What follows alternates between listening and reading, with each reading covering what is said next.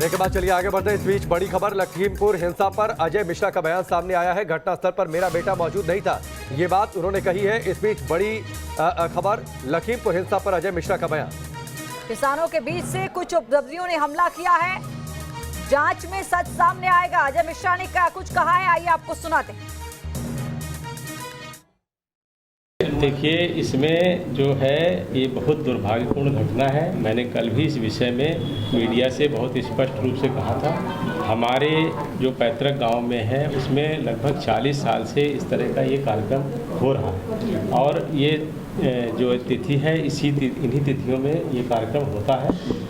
लोगों को जानकारी है और पूरे हमारे क्षेत्र के हजारों लोग इस कार्यक्रम में प्रतिवर्ष शामिल होते हैं। उसी कार्यक्रम के सिलसिले में मैं भी अपने गांव जा रहा था और हमारे साथ में उस कार्यक्रम के मुख्य अतिथि हम आदरणीय उप मुख्यमंत्री केशव प्रसाद जी भी जा रहे थे। लेकिन इसी दौरान यहाँ के जो किसानों के नाम पर आंदोलन कुछ लोग कर रहे हैं, उन लोगों ने वहाँ पर धरना प्रदर्शन करने की एक योजना बनाई और जब हमारे कार्यकर्ता हमारे लोगों को रिसीव करने के लिए जा रहे थे उप मुख्यमंत्री जी को, उसी दौरान उन किसानों के बीच में छुपे हुए कुछ उपद्रवी तत्वों ने इस तरह से पत्थरबाजी की, जिसके कारण वहाँ पर वो गाड़ियाँ रुक गईं और गाड़ियों से फिर निकाल करके कार्यकर्ताओं को हमारे लाठी डंडों और तलवारों से पीट करके उनकी हत्या की गई।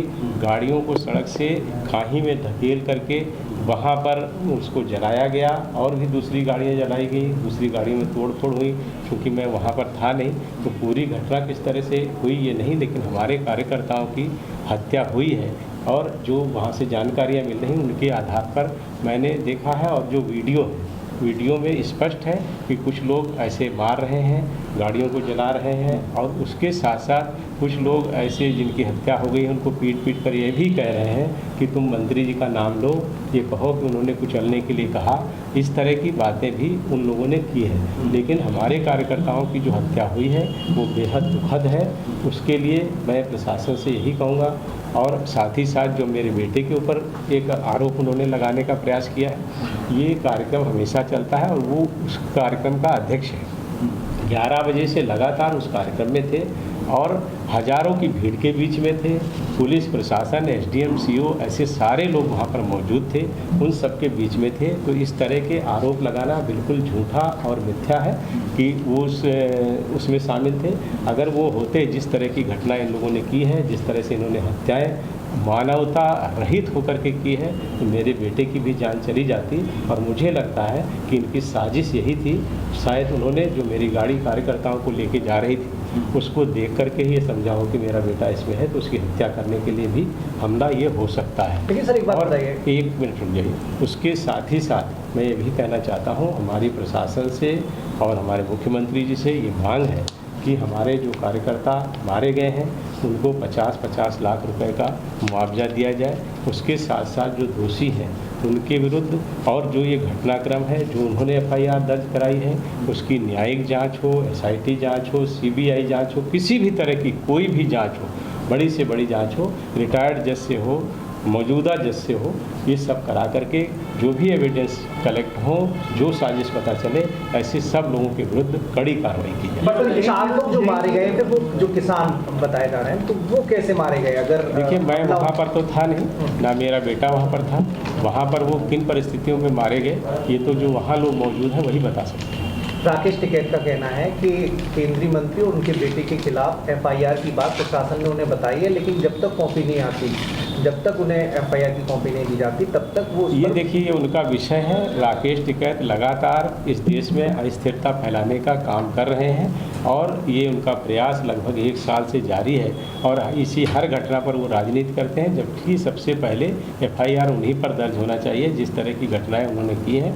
सुप्रीम कोर्ट ने भी उसको संज्ञान में लिया है और अभी 3-4 दिन पहले ही जिस तरह से सुप्रीम कोर्ट की टिप्पणी आई है उससे भी उनको समझना चाहिए।